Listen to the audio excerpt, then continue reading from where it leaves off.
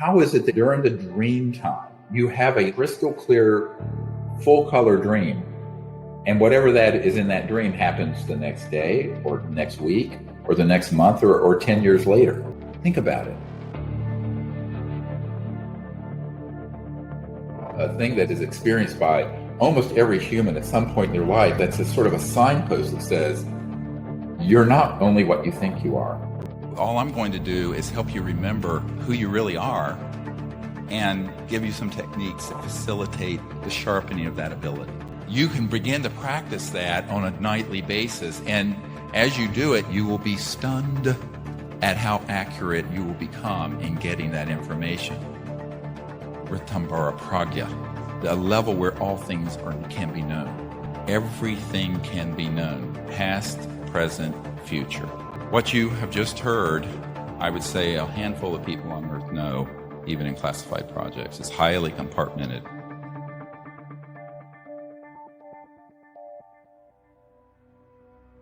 I'm going to share in a moment a few of these sort of techniques. Most people overthink it, but also they don't believe they can do it. And that's the beginning of programming yourself for failure.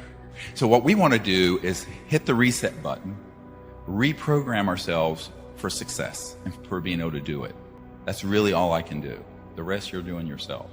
If you understand the science and the fundamental knowledge of consciousness, its nature, you're not only what you think you are, locked in the frame of your physical form and in this time and place. You're actually connected in consciousness to every point in space and every point in time. And that includes right now, but going back, but going also forward, which is remote viewing into the future. This is absolutely a harmful myth that I think ecclesiastical and spiritual leaders, and unfortunately a lot of my scientific brethren, have propagated. That is a damnable lie.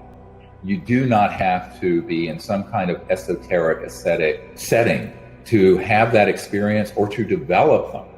And so that is something that we have to begin to sort of move beyond this monkey on our shoulders going, I'm just a little dumb thing and I'm just stuck right here on earth. And it's just, you're telling yourself that lie over and over again, and that becomes its own destiny. The reason that the deeper elements of the intelligence community don't want the public to know is that, first of all, it is extremely efficient spycraft, which they don't want others to have. Secondly, they know that if people understood the power of consciousness, they would be able to completely change the direction of the planet.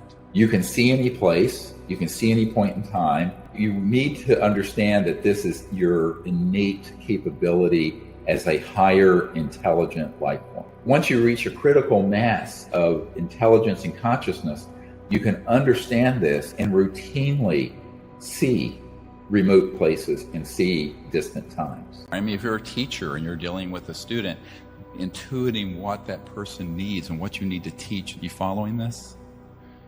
Be with me for a moment. What I would like to do now is just do an experiment taking you through these steps, and you can do this at home. If you're in a group of 3 or 4 people, get a box or a basket, and one person goes out of the room and puts any object in it, and the others have no idea.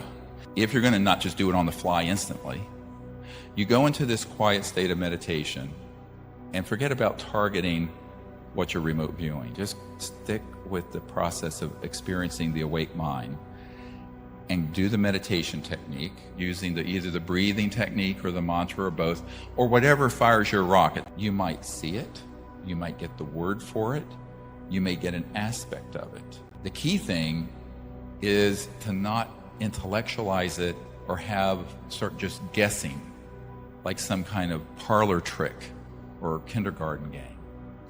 And that's what most people do. So you have to kind of be brutally honest with yourself, because your mind may start pulling in all sorts of things. The other thing to understand is that what the mind does, here's the trick, and this is the real art and science of this. When you begin to sense something, you will begin to get something that is an accurate, objectively true remote view data point. And then the mind will start doing the monkey mind thing and leapfrog ahead of the process of just sensing and knowing what it is and filling in the blanks from your memory store. How do you distinguish and discern the difference? Practice, practice. Because the more you practice it, the more you're going to realize when you're doing that and when you're not. And I will say this, if you do this often enough, this technique I just described, with a box or something else where you don't know what it is. I mentioned this before you went to bed. You're asleep. You can begin to practice that on a nightly basis. And as you do it, it'll begin to go up and up and up in accuracy.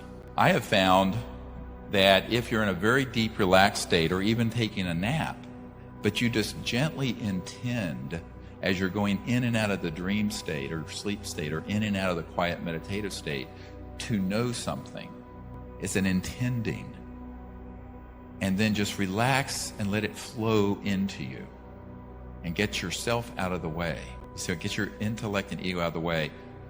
The other is when you're going to sleep, or mostly when you're waking up. You're coming out of sleep into the waking state, but you're kind of in that drowsy, half awake, half asleep state, but you're rested.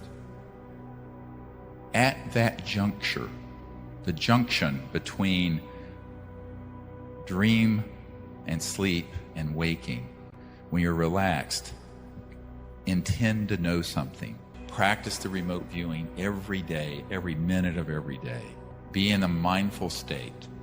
Develop at least twice to 3 times a day this practice of deep, quiet meditation, remote viewing practice, and you'll be stunned at how quickly you advance.